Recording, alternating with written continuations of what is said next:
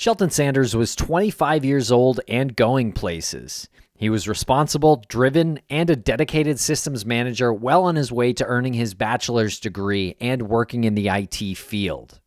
But on a hot June night in 2001, while planning a bachelor party with his friend Mark Richardson, Shelton disappeared. 2 years later, his car was found abandoned, leaving more questions than answers. What happened to Shelton Sanders that night? My name is Wilveria Sanders. I am 31 years old. I'm the youngest of 4 children. I was born and raised in Brembert, South Carolina. I am a professional. I have 3 older brothers and I have 2 small children, 5 and 3. And I am the sister of Shelton Sanders, who went missing on June 19, 2001. And right now I'm on the journey to seeking justice for my brother.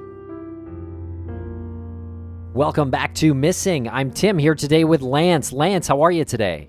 I'm doing pretty well today, Tim. I hope everyone out there is doing great. But the big question, the $63,000 question is, how are you? I'm doing fantastic. Thank you very much for making that the $63,000 question today.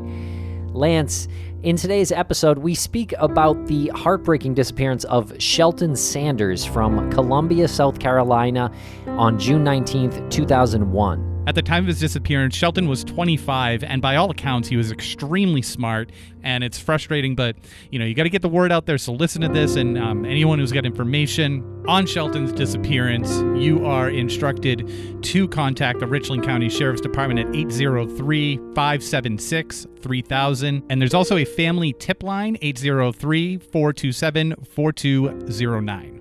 And Jennifer Amell spoke with Shelton's sister Wilveria in an emotional interview. And Lance, we are going to CrimeCon at the end of April. April 29th through May 1st, we will be in Las Vegas, and you can join us. All you have to do is go to crimecon.com and use code Crawlspace, and you'll get 10% off your standard badge. And Crawlspace is one of our other shows, Lance, which our audience should be listening to. That's right, and we will be happy to answer any questions you might have on Shelton's disappearance or Brianna Maitland's disappearance or Erica Franolich's disappearance. Happy to answer them. Swing over to our table on Podcast Row. We will also be there with our new partners, Glassbox Media. They will be representing our show as well as all the other shows that are on their Glassbox Media network. And speaking of Glassbox, Lance, they helped set us up with Supporting Cast. So you can go to missing.supportingcast.fm and sign up for our new subscription service for Missing. You will get ad-free episodes, sometimes early releases, and you'll get our bonus show where we'll share additional thoughts and theories on select episodes, as well as a monthly AMA with me, you, and Jennifer. And be sure to swing over to social media and follow us on Twitter at Missing CSM, as well as Crawlspace.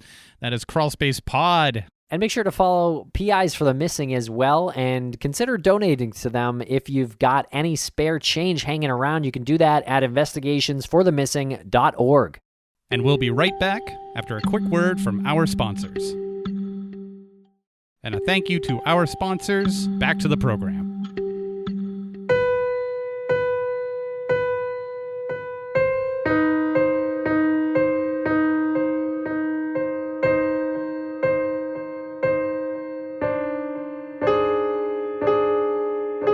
Welcome back to the podcast. Jennifer Amell, how are you today?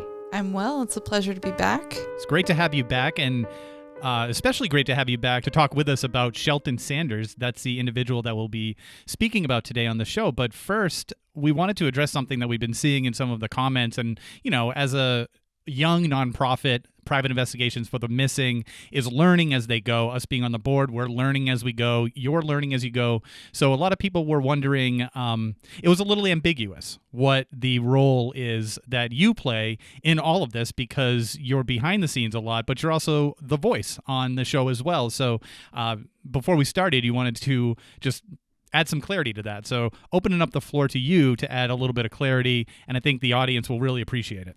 Yeah, I think there's been a little bit of confusion. And I mean, it's confusing to us, like the line gets blurred sometimes, but I just want to make it clear that like I am not an investigator. I am not involved in any of these investigations. I'm a producer. I work for you guys. I work for Crawlspace Media.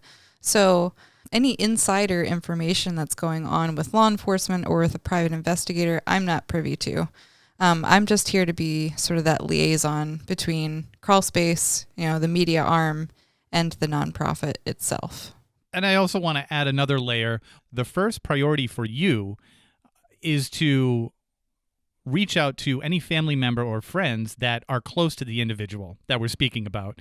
And then you work with the researchers putting together all of the details of the disappearance so that we can, as accurately as possible, speak about it on air. So family and friends try to get some information and establish a relationship, a good rapport with those people, because I mean, how much closer can you get to the disappeared individual than that? And then the details need to be assembled in a way where we can clearly and accurately depict them, to the best of our ability. So, yes, that is your role in the media, but you do come across very, very detective-like in your appearance and your tone. So I think that might be where the lines were blurred a bit. Yeah, it's the plaid. It's the plaid blazer. Yeah, and more than that. Yes, I try to make it a priority to speak to any family member, because part of our mission with private investigations for the missing is to accept cases that come directly from family member requests. But more than that, kind of how the cases are triaged by our team over there is they'll take some cases and hand them directly to private investigators and set that investigative process up, and we don't even see it on the media side, on the research side.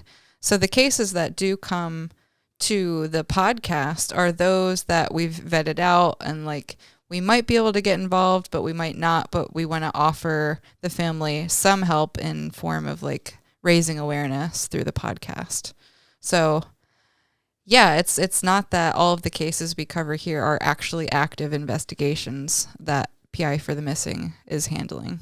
Yeah, I think it's fair to say it's literally a case-by-case basis how, each disappearance is handled by PIs for the Missing. But let's jump into Shelton Sanders' case. Okay, well, this one comes to us from Columbia, South Carolina. Shelton went missing on June 19th, 2001. He was 25 years old at the time he went missing. He was born August 31st, 1975. And he's classified as endangered missing. Shelton is a black male, about 6'1", 225 pounds. At the time of his disappearance, Shelton was wearing a short-sleeved button-down shirt, khaki pants, and a Movado watch with a stainless steel band, a black face with diamonds, and distinguishing characteristics. One stands out: Shelton has a birthmark on his neck. Shelton John Sanders was part of a large family living close to each other around Rembert, Sumter County, South Carolina. His father, William Sanders, was a longtime Sumter County magistrate, married to Peggy. And he has two brothers and a sister named Wilveria, who was only 11 at the time Shelton went missing. He lived with his parents and commuted to Columbia, a little over 30 miles away, as he was attending the University of South Carolina. And at the top of this, in the description, we described him as driven and responsible, dedicated, and he was. I mean, he worked as a computer technician in the Department of Neuropsychiatry and Behavioral Science. He expected to graduate with his bachelor's degree in December of 2001, described and proven to be a good student, and he also had his own computer programming website. So this is 2001, and that is pretty impressive. He was an active member of the Rafting Creek Baptist Church and participated in several youth groups to include the Boy Scouts, the Knights of Pythagoras, and he played in Hillcrest High School's marching band.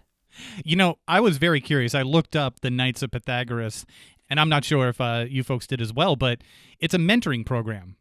It's like a division of the Freemasons associated with them. From what the preliminary research that I put in on that, but it's a mentoring program.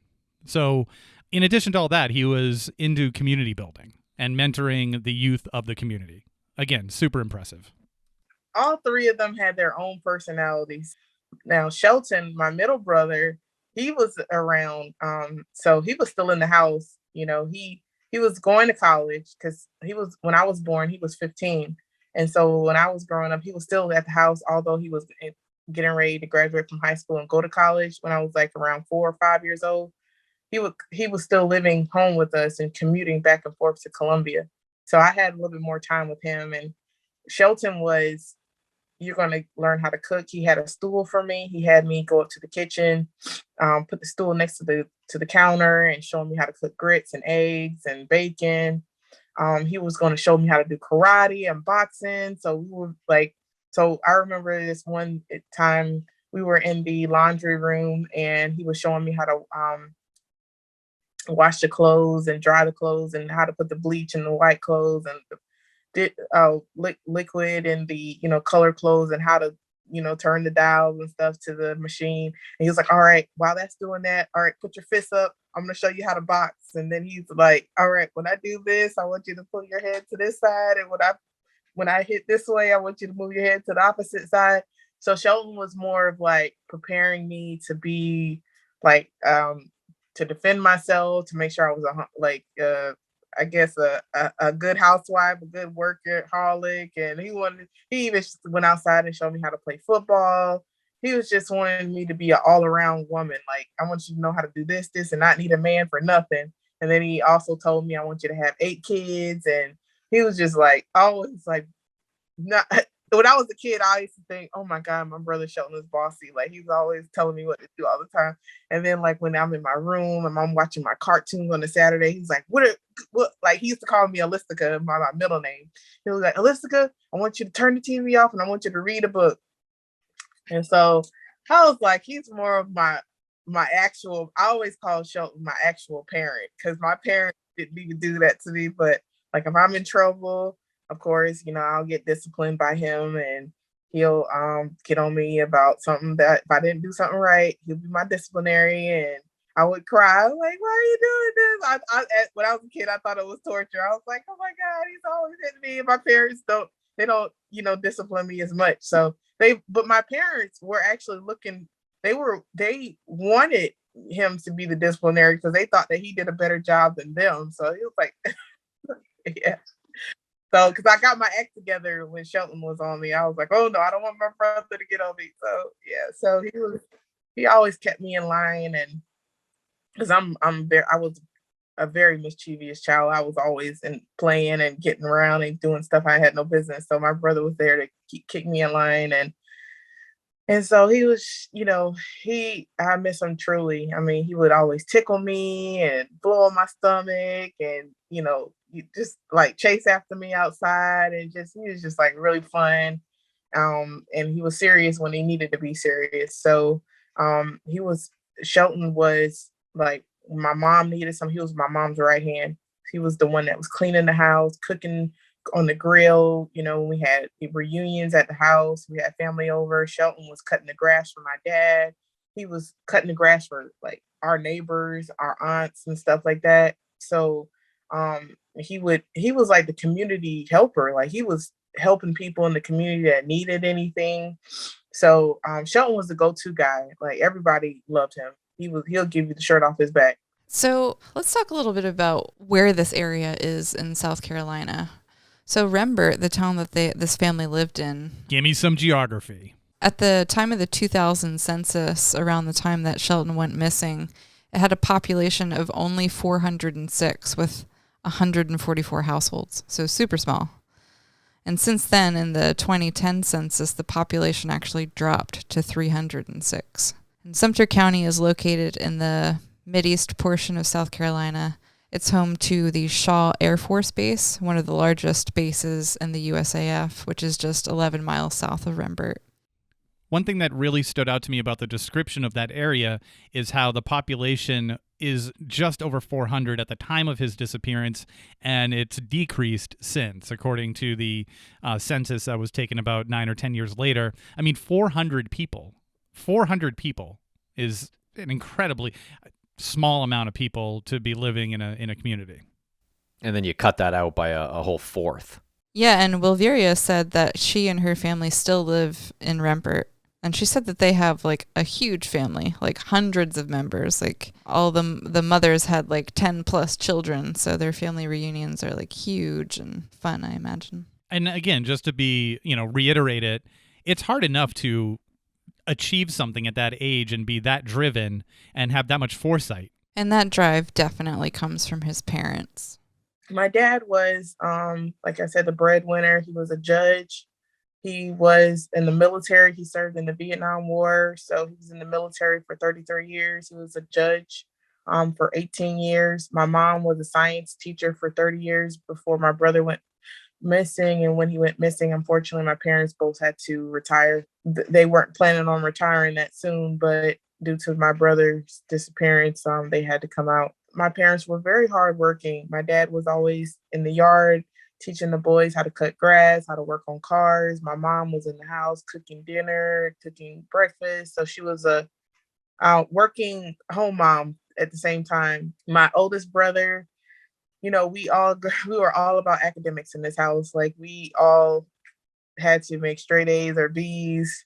My brother graduated top of his class. We were like, all three of my brothers were into IT. So they're the IT nerds, the gurus. They know about computers. They all got their bachelor's degree. My parents have their bachelor's and master's. My brothers have their bachelor's and master's. I have my bachelor's and master's in business. So we were all about hard work ever since we were kids. Wanted to have our own family, our own children. And, unfortunately, Shelton wasn't able to have that opportunity. So our parents instilled in us a good life. They gave us a good life. They gave us what we needed. Not everything that we wanted, but we had what we needed. We're still in the same area that we lived all of our lives. My parents are very traditional, like I said. So we followed traditions of the past, how they were raised. They wanted to raise us old school, how they were raised. So yeah, we have a lot of old soul in us, all four of us. So on June 19th, 2001, it was a Tuesday, Shelton left home at 9:30 a.m. and drove his brother's car to Columbia for a day of classes, work, and then to get together with a friend to work on plans for their mutual friend Brian's bachelor party. He arrived at a friend's house at 7:30 p.m. to plan the bachelor party. And originally, the friend was to go with Shelton to hotels to reserve them for the party, but the friend wasn't able to go, and Shelton asked Mark Richardson to go with him instead. This sort of puts you back into that 2001 time frame where he's not hopping online to make these reservations at the hotels. Probably would have cost like minutes, or would have had to have paid a phone bill to call to reserve the hotel. So they had to go out and do it on foot. Just interesting to put yourself in that time frame. And to show his responsibility, he did call his parents around 8:30, 8:45 that night to let them know that he'd be home later than expected, and he told his brother he'd be home in about 2 hours. So he had planned on being home at around like 10:30, 10:45. Again, what 25-year-old is so responsible that he calls home to say he's going to be out late? Yeah. I mean, he did have his brother's car, so maybe he was just checking in to tell his brother, his younger brother, I believe it was. And the last call he made on his cell phone was at 9:07 p.m. was to Mark Richardson. And that call pinged on the cell tower at Pendleton Street. Mark said he asked Shelton to do this, and he had misplaced his phone. Yeah, so it seems like they were traveling either separately in different cars or together in one car to go visit these hotels. It seems like Mark lost track of his cell phone, so he asked Shelton to call it, like maybe so he could hear it ring or something so he could find it. At least that's what he said. But we don't know if someone else answered or if he actually did hear that. All we know is that Shelton called Mark at 9:07. And it pinged on the cell tower at Pendleton Street, which I guess can give some idea of where the phone was. And the following morning, Shelton's employer called Peggy, letting her know that the always punctual Shelton had not shown up for work. That's got to drop your heart, I imagine, getting that kind of call, especially about your son who was so responsible and, is not known to show up late or not at all to work. Like, Peggy must have known something was going on. And they do end up calling his cell phone. They end up trying Shelton's cell phone, but it just goes straight to voicemail after several attempts. And on June 22nd, the family files a missing person report with the Sumter County Sheriff's Department, and that is when the investigation into his disappearance is launched. What does that tell you? That the phone goes to voicemail after, pretty much instantly after, several calls. Well, it's out of service, out of range, or just off, broken potentially. And Shelton's dad, William, instructed his son, Edwin, to start contacting Shelton's friends. All were cooperative and wanted to help with the notable exception, let me add, of Mark. And family, friends, and neighbors were brought in to do interviews during the first few weeks. Tips came in, but nothing resulted in any concrete info as to where Shelton or his vehicle was. Yeah, I think that cell phone ping is really important, and they don't know where the car is at this point. They don't really have a place to start searching for Shelton, right? Well, I guess that ping, right, would be the last place they knew he was, or area, I suppose, especially if they're not getting cooperation from Mark. I suffered in a way where I watched my parents emotionally get drained. When I was a kid, I could hear my mother downstairs crying, screaming in the middle of the night. And I was still in the 5th grade when he went missing, but then that following fall, I was in the 6th grade. So I was actually in middle school when I really heard my mother doing. I was traumatized by all the crying, and then my dad was out to like 2 and 3 o'clock in the morning because that was his time to go search swamps and search wood areas where people were asleep, and he didn't have to worry about traffic being on the road and noise. He would go out at night looking for Shelton by himself? Yeah, of course. Yeah, well, he would be with law enforcement in the daytime, doing like with like the wildlife, doing wildlife fishing, people doing that. He'll be with the helicopters and drones, and he would be with law enforcement, riding down the roads. But then he wanted time for himself to search for my brother himself. So that time to do that was at nighttime when we were sleeping, and he would be out in Columbia. Just, he wouldn't leave at that time, but he'll still be out at that time. So he'll leave the house maybe 7 or 8 and still would be searching for my brother till wee hours in the morning. Still had to go to work by 7 o'clock in the morning. And so, of course, that, my dad being away from the house searching for my brother, and then my mom's at home emotional and still having children in the house, small children, was, it. I can just say that it was a very traumatic. Just hearing my parents argue about that, or my mom being emotional, and I can hear her reading Bible scriptures, and my dad trying to be the head of the house and trying to hold the family together. At some point during the investigation, Shelton and Mark's movements in Columbia were tracked down as they researched all those hotels for places to stay for the bachelor party. They visited the Wellesley Inn and Suites, which is now an Extended Stay America on Kinley Road. That was around 9:30 p.m. Right after that was the Embassy Suites on Greystone Boulevard at 9:51 p.m. And then finally the Residence Inn just after 10 p.m., which is interesting because it just seems like they're going in and doing their business and leaving. They've just taken care of 3 hotels or inns within half hour or so. And Mark booked rooms at all 3 hotels for the July 7th bachelor party, which was the Saturday before the wedding. Okay, so this tells us a couple of things, that at 10 p.m. that evening, his plan for the night was still on track, right? Nothing seemingly had gone wrong at that point. And also, he wasn't planning on going missing because he had booked rooms at 3 different hotels for a bachelor party that was happening 2 weeks later. Yeah, and I think part of the plan with that was to bring it back to the group of friends that were going to be involved with this bachelor party and be like, we booked rooms at all these 3 hotels, but you guys pick the best hotel that you want and we'll cancel the other rooms. So it wasn't like they reserved all 3 hotels for this like massive group or anything. It was a small group of friends. And according to Mark, they both returned to Mark's house on Olympia Avenue in Columbia between 11 and 11:30 p.m.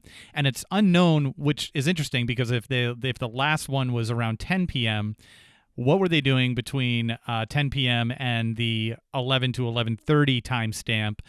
The Residence Inn, the last hotel that they booked, was just a few minutes from Mark's house. So it's not known if they went to another location. I don't believe that they booked another hotel or rooms at another hotel in between there, or maybe they went out and got a drink or something. But Mark's account was that they were back at his place between 11 and 11:30. So there's a little bit of a gap there of an hour or an hour and a half.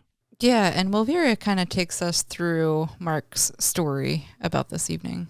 Mark Richardson's statement was after they looked for the hotels, they went back to Mark Richardson's house. He said that that Shelton had dropped him off back to his house. He asked Shelton to come inside of his house, and Shelton said no, he had to go back home to Rembert because he was driving my youngest brother's car, Edwin's car. And so he had to, because Shelton's car was in the shop that day. So he drove Edwin's car. And so he told him that, no, I can't come in the house. I have to go back home to Rembert to drop Javon's car back off for him to use. And of course, it's a 45-minute drive from Mark Richardson's house to our house in Rembert. Now, a little bit about Mark Richardson.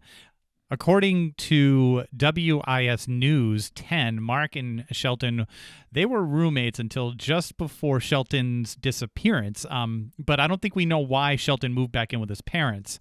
Mark was employed with an oil drilling company based in Florence, South Carolina at the time of Shelton's disappearance. So it's not like one of them wasn't able to pay the rent or anything, so who knows why Shelton decided to move back in with his parents. I go through these pictures and I see Mark Richardson in like 4 or 5 of the pictures. And then I'm going through and I'm like, so they've been friends for some years. So then I reached out to the best man, Brian, who he was planning the bachelor party for. So Brian is one of, how like you have a group of friends and that one friend is like the solitaire, like he's like the people that most people trust. He's like, we can go to him, very level-headed. So he was one of those friends, and I've been keeping in contact with him weekly. And I said, Brian, because he was friends with Mark, and they all went to USC together. So it's like a group of them. It's like 5 or 6 of them, but I keep in touch with one. And I'm like, answer me this question. Why am I seeing Mark Richardson in Shelton's 1993 class book college pictures? And he's like, oh, Mark and Shelton were friends from the 90s, since 92, 93. And I'm like, what? I'm thinking that he met him like the year prior to, or he was like, no, Shelton and Mark, all of us, he was just saying the group of the friends. It was, and I can name them for you if you wanted me to, but there's just Brian and Shelton and Mark and the other 5 guys. They were all friends since high school. They started in science class, one of their science classes in USC, and then they were all roommates in the dorm, right? So they were like, okay, two to this room, 2 to that room. They were all a group of friends, and they all roommated. But when they were freshmen in college, they met each other then in 1993, and I'm like, oh my God! And then so I said, well, Brian, what is the motive? What will be? He was like, no one can think of that. Mark and Shelton never had an argument. They never got into it. They never nothing.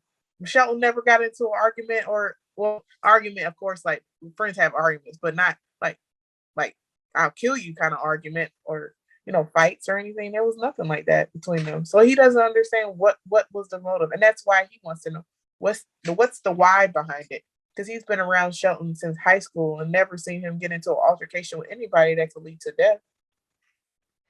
And it wasn't until April 26th, 2003, not quite 2 years after Shelton disappeared, that his brother's white 1988 Oldsmobile Regency was found backed into a space at the Greenbrier apartment complex in Columbia, not far off Park Lane Road, wedged between Interstate 20 and Highway 277. This brought the Richland County Sheriff's Department into the investigation. So what brought the sheriff to the complex was a noise disturbance between the buildings 18 and 20. That's where they noticed the Oldsmobile, and judging by the state in which it was, they felt the car had been sitting there the entire time. The tires were flat, there was oil leaking out, And so they checked the license plate, and it was revealed that it was registered to Shelton's brother. Kind of remarkable that a car is sitting in an apartment complex for almost 2 years, just leaking oil and not moving anywhere. Yeah, it's amazing that nobody called in about it. You think you would notice a car that's just been sitting there for so long. This was a complex that was built in 1989 with a gated entrance and an assigned spot for every residence, with some unassigned spots available for use, probably visitor parking. No one saw this car.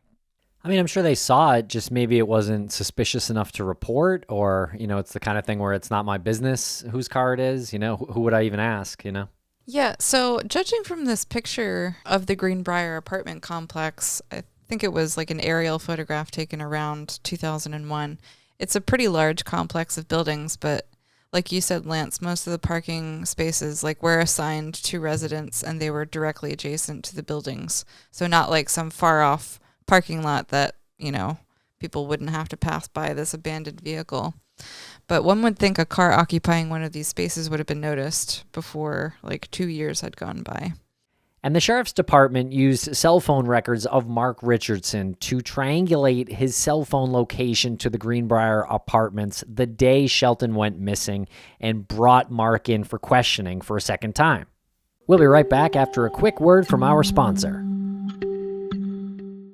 Thanks to our sponsors, and now we're back to the program.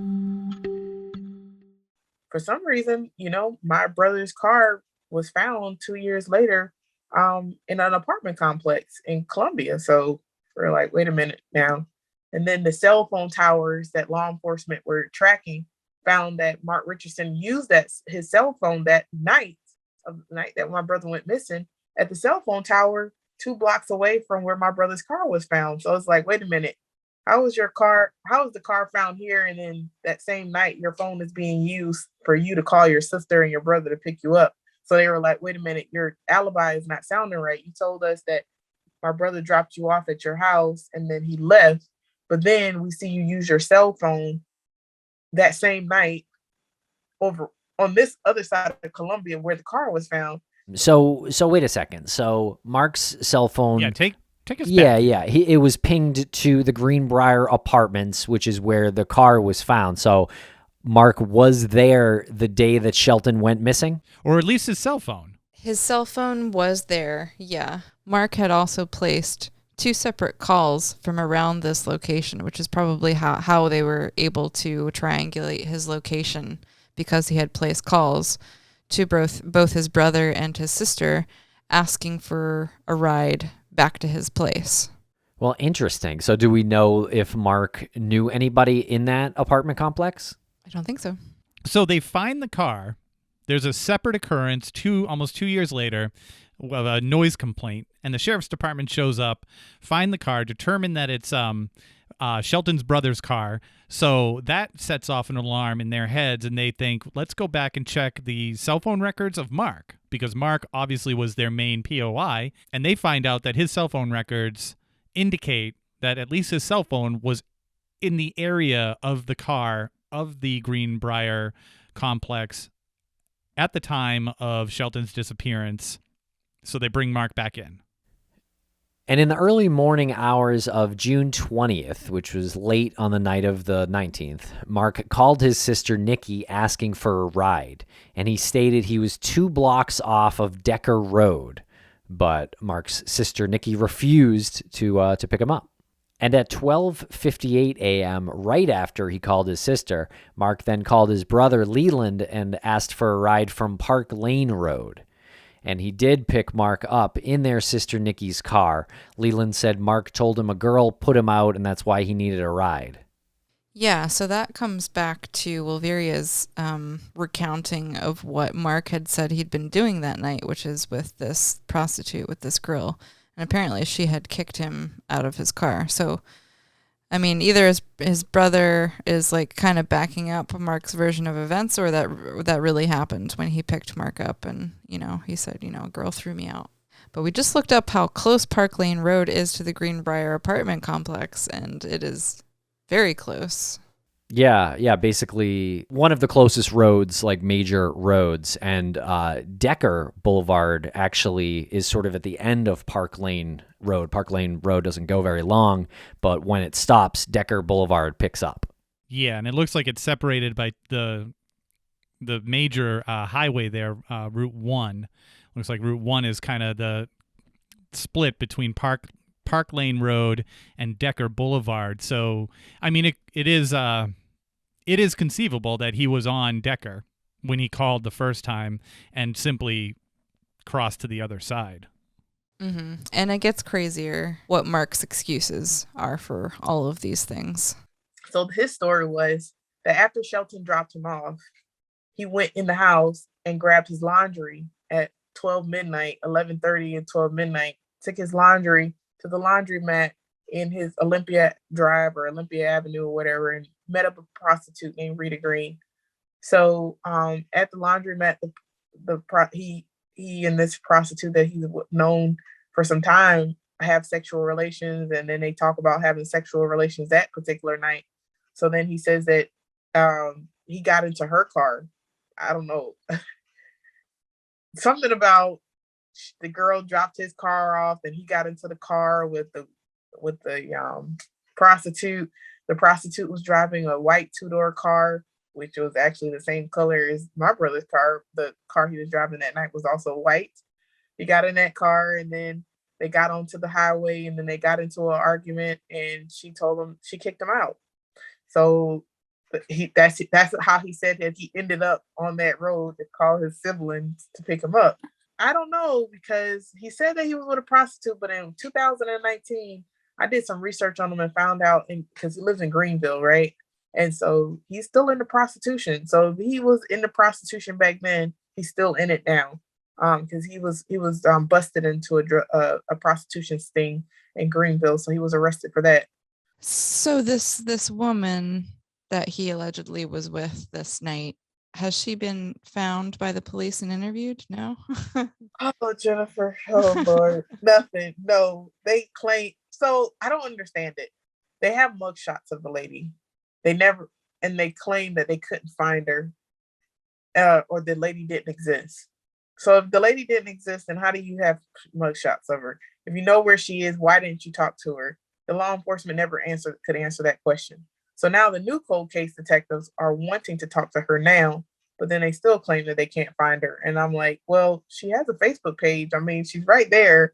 Like, so I don't, Jennifer, I can never understand or wrap my mind around this. Why it's taking so long to talk to this lady? Either they have fear that she's going to confirm that this actually happened, or she's going to tell them, like, I just don't know. Like, why are you not why didn't you, I can't speak for now, but why wasn't this lady not talked to at that time? But, it's not a surprise, because there's a lot of other stuff that they didn't do at all, which would shock you, of things that weren't done. And 2.5 years after the discovery of Shelton's vehicle, Mark was finally taken into custody for the murder of Shelton on October 5th, 2005. Mark was 30 years old at the time, and the judge set bail at $100,000. And it took over 2 years before the case was ready to go to trial in April of 2008, almost 7 years after Shelton went missing. And Milveria said something interesting about her own experience of this. I mean, she was very young when Shelton disappeared. She was 11 years old, and her family didn't really explain to her what had gone on. It wasn't until the trial, until 2008, I was 18 years old, when I truly found out what was the logistics about my brother's disappearance. I had heard that he went missing, like when I was, I would say 13, 14 years old. I would hear stuff, like I would sneak on in my parents' conversations about, but I still wasn't processing. I didn't understand it. No one really sat down with me and told me what was going on, but I heard it through conversation of my parents talking to other people. And then when we got to court, I was an 18-year-old just sitting there a whole week and a day in that trial in a cold courtroom and just listening to, listening to witnesses, listening to seeing the defendant for the first time. Or maybe, I don't know, maybe I saw him at my house when he came here one time when he went to talk to my dad about my brother's disappearance. But from what I can remember as an adult, that was my first time seeing the defendant, Mark Richardson. So yeah, a lot of things came out in that courtroom, and I'm looking like, what in the world is going on here? And at Mark's trial, it was learned that Mark's neighbors heard gunshots the night of June 19th, 2001. And one neighbor even testified that she heard 3 repetitive shots, and it's a quote, just pow, pow, pow, end quote. And Mark confirms that he was at his home with Shelton at the time the neighbors heard the gunshots, but he told the neighbors they heard car backfiring and not gunshots. And Mark's friends were interviewed too, and they described him to WIS News 10 as, quote, scary. He made it seem like individuals were out to get him, like we had some type of hidden agenda. And that's a quote. So that was one of the things that came up in Mark's trial for Shelton's murder. His defense said that Mark was suffering from some type of undiagnosed mental illness. And this is actually backed up by Mark's friends and family. And Pilleri knows that Mark's father also had a period of time where he experienced psychosis and was diagnosed with schizophrenia. And we do know that stuff is genetic. It runs in families. And Mark was at an age in males when a mental illness like this can start to present itself. So I kind of believe that as a motive, that he just wasn't in his right mind. Well, according to some of the witnesses and according to Shelton's father, he was trending in that direction. One of the witnesses stated that a few days after Shelton's disappearance, Mark called him to ask if he would be interested in buying a .38 caliber handgun, and he told that friend he didn't need it anymore. He wouldn't need it anymore. And several more people told investigators that Mark said he was going to kill one of his friends. So that is more hearsay from other witnesses speaking to Mark's state of mind. And Shelton's father was a bit surprised by what Mark had to say when he phoned him right after his son went missing. Mark had told William that he was not going to talk to him because he was a judge, and he also told him that he didn't even, quote, like that G.D. Shelton, which was probably very surprising and disheartening and, I guess, suspicion arousing for William. We were discussing this with Pilleri, and she's not sure if she totally believes the fact that Mark was suffering from schizophrenia. And it does make me empathize with him a little bit. It's got to be a terrifying thing to go through. And if you really aren't in your right mind and you accidentally kill your friend during this time, I mean, that's a horrible tragedy. But I think what we can judge him for is the 21 years that have elapsed since that he has not come forward. Yeah, and absolutely. But I mean, I kind of think he was in his right mind too, because he's trying to cover his tracks. He even told someone before Shelton went missing that he was going to kill one of his friends. I mean, that sounds like premeditation. Yeah, it does. But I think one of the hallmarks of schizophrenia is paranoia. And so he may have thought that Shelton was out to get him in some way, that his friends were out to get him. And it's not like you're totally addled where you can't make sense of anything. It's like, no, I know this person is after me and I have to, get rid of them and clean it up because I'm trying to save myself, It's just like a totally different reality that you're kind of thrust into. So I could still believe that he was paranoid and maybe experiencing some kind of psychosis, but at the same time, knew what he had done. And he's definitely, psychosis doesn't last for 20 years. So there's definitely a point where Mark could be like, oh, I did a horrible thing. I know that I was going through an episode at the time, let me tell this family where their family member is, Yeah, I think that's right on, Jen. Good take and rebuttal to the premeditation idea. But unfortunately, the jury of 12 were unable to unanimously decide on a verdict, so a mistrial was declared. And according to Shelton's sister, 7 jurors voted to find Mark guilty. The 5 holdouts they held out because they had concerns about the fact that there was no body in this case with no eyewitnesses. So that brings us to some stuff that we've been, researching and looking into and dealing with today. Just, missing persons with no bodies, and how far can you go before you can convict somebody, before you can, first of all, arrest somebody, put them on trial, and convict them. Seems like the trail is all leading to one particular person, but you still have 5 out of 12 that just can't seem to come to terms with that. It's kind of incredible that they went to trial with a no-body case at all. I mean, you don't see that often.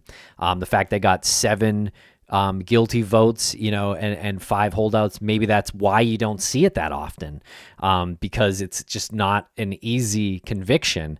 And obviously they can't try someone for murder twice. So it's actually a good thing that it was a mistrial and not like he was found not guilty, because then they wouldn't be able to ever bring Mark back to trial. Yeah, definitely. That's one good thing that comes out of this. But we see this like in a lot of other missing persons cases that we cover, where it's like you pretty much know what happened and you know who's responsible for it, but like you just don't have enough evidence to tie that person to the crime scene or to a body because you can't find the body. And the prosecutor doesn't want to bring a case like that to trial because it might end up like this with a mistrial. Yeah, well, I have to say kudos to this prosecutor though anyway, because in a lot of the cases that we cover, there's, I feel like, more circumstantial evidence and it never goes to trial, and I wish there would be more at bats on no body homicide cases for sure. And after the hung jury in Mark Richardson's trial for the murder of Shelton, neither the family or police have given up on solving this, but it has turned into a cold case. And Shelton's sister runs the Facebook page dedicated to her brother. The page is called Finding Shelton Sanders. And in 2021, the family had a 20-year commemorative event to honor Shelton. And they also put their energy into not just Shelton, but to other families who have missing loved ones in South Carolina. Anytime a family can rally like that, we see it all too often where they go in the other direction and families fall apart and it destroys them. Again, it reminds me of PIs for the Missing. It reminds me of Bruce Maitland, just taking all of that, putting it into one box and saying that's where all the pain lives. But here's what we have to do to make sure that other people don't experience this, and see how much help and how much assistance we can give families who are in similar set of circumstances. Bulgaria did say that the current cash reward is $25,000, but she is working on doubling that cash reward for information that leads to the recovery of Shelton's remains. I think she is going to formally release this development in the cash reward in June, but she said it was okay for us to talk about that the reward is now doubling to $50,000. I think Wilveria is one of the strongest people I've ever had the fortune of meeting. As you can tell from hearing her interview, she was so forthcoming about like the confusion and the pain and like the long grieving process. And she kind of took up the gauntlet from her parents. She watched them kind of toil away at this investigation. She watched her father leave at night to go search swamps on his own. And then years later, when she came of age, she was like, I've got to alleviate this burden in some way from my parents and find a way to not only bring closure to my family, but help other families, like you said, Lance, who are in a similar situation.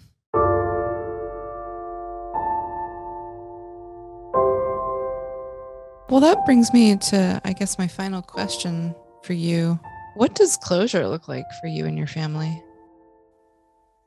Oh my goodness. And I want to cry, like, closure. Oh my God.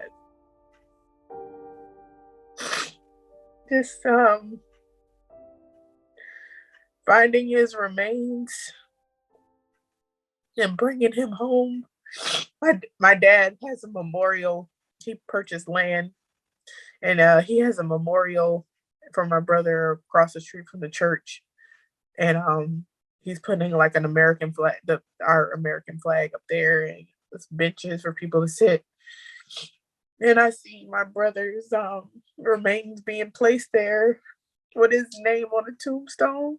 And I can go to him and talk to him and and just tell him about the past 21 years, everything that we've been through, how much we miss him, how much we love him, and just having my parents and my other brothers surrounding us and saying a prayer and asking God to forgive my brother for all of his sins or any things that, that it wasn't right, and to forgive him for, even when he was a kid, if he ever did anything wrong, and just giving his life back to Christ, and just praying that we get to see him again one day. But at this point, 21 years, you want your loved one home. You just want to know where they are. The hardest part is not knowing where your loved one is. I mean, most people, a lot of people, not most people, can walk up to their family member's grave, and they can put flowers there, and they can stand by the grave and know that their loved one is right there. But we don't have that opportunity, and I just want it to be where my parents can at least say goodbye to their child one more time. So to me, that's closure for me.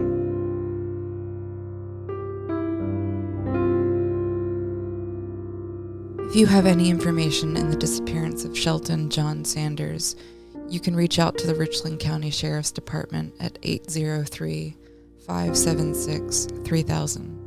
You can email the family at findingsheltonsanders@gmail.com or through the family tip line at 803-427-4209.